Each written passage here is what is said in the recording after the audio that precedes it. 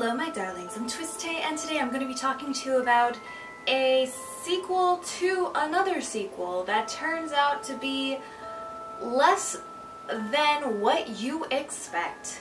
I'm going to talk to you about Paranormal Activity 3. Paranormal Activity 3 takes place in 1988 when Christy and Katie are little girls and they are experiencing the same phenomenon at their house with their mom and her boyfriend.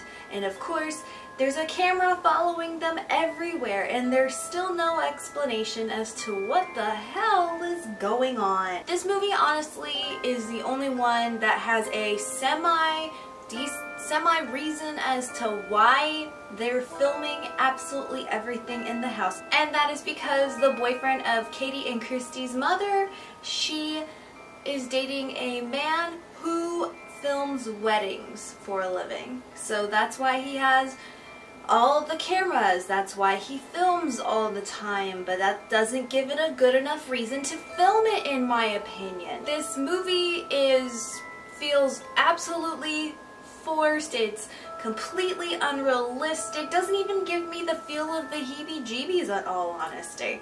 I mean, there's a few times when they did something that was kind of cool in a way, but at the same time it didn't give me that much of a fright like I had hoped it to. In a way, it's a decent, but not completely decent movie. One thing that really sucks about this movie is that the movie trailers prior to the film were advertising a completely different story. They were advertising that Katie and Christy, they played Bloody Mary with the camera on.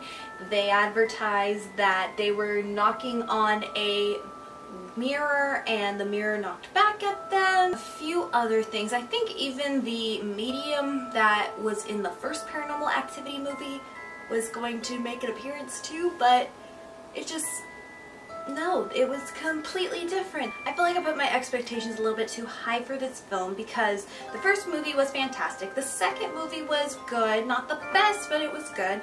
And then this was just nothing too spectacular about it, but it is still in a way better than saying watching something else that's really stupid in my opinion, which I'll talk about that later. But yeah, so darlings, let's get down to business of what it has or what it has not, and I will let you know if you should even bother with Paranormal Activity 3. There are 3 horror cliches. Now let me just put it out there. Like I said before, there's no real fucking reason to even have this be a found footage film. There are 6 eerie moments. Now these eerie moments, they did cause a little bit of tension for me, but I mean, not so much where it was going to be building up from time. These were just little spur of the moment eerie moments, and one of them has to be when the earthquake is happening in the beginning of the first 10 minutes of the film, and you see dust start to fall from the roof, and then suddenly the dust lands on something, an invisible entity, and we don't know exactly who it is, and later on it just disappears and the dust goes like that. It's kind of interesting. Total amount of pure suspenseful moments.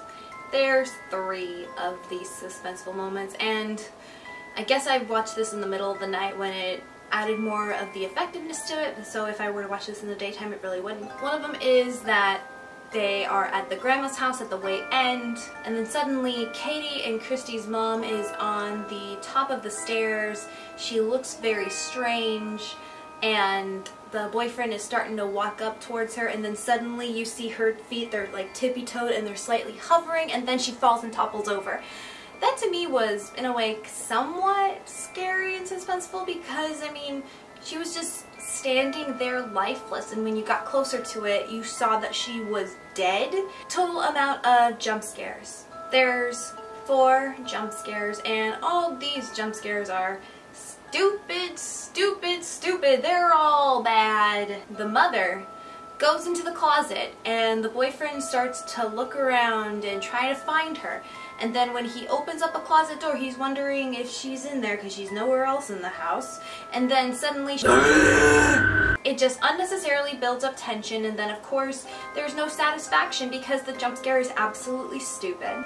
I'm gonna give Paranormal Activity 3 2 out of 5 stars because in a way it was somewhat decent. It attempted to have some sort of connection to the original films, which you'll see in other reviews why I'm saying that this one is trying in a way to somewhat connect to the original movies. So did you see Paranormal Activity 3? What did you think about it? Please write your comments below and we will have a discussion about that. Do you have a horror movie that you would like for me to review, old or new, or even a foreign movie? Please write them down below and I will get to them as soon as I possibly can. If you like what you've seen, please hit the like button, and if you want to see more, please hit the subscribe button.